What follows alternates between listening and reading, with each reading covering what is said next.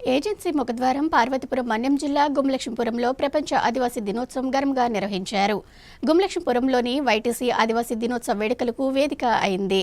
ఈ కార్యక్రమానికి ముఖ్య అతిథిగా హాజరైన కురుపాం ఎమ్మెల్యే తోయిక జగదీశ్వరి గిరిజన విద్యార్థులతో కలిసి సంప్రదాయ దింసా నృత్యం చేశారు. కార్యక్రమంలో జనసేన, బీజేపీ నాయకులు పాల్గొన్నారు.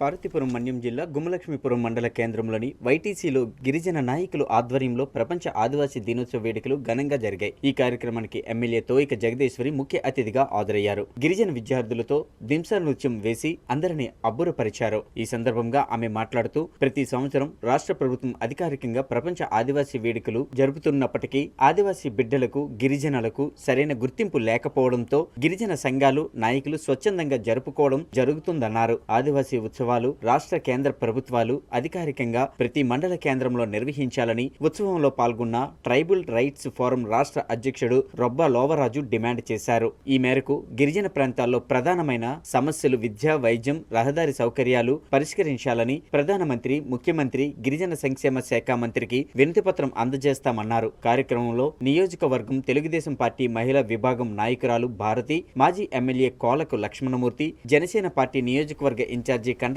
మల్లేశ్వరరావు, కండ్రక కళావతి, గిరిజన సంఘాల నాయకులు పాల్గొన్నారు.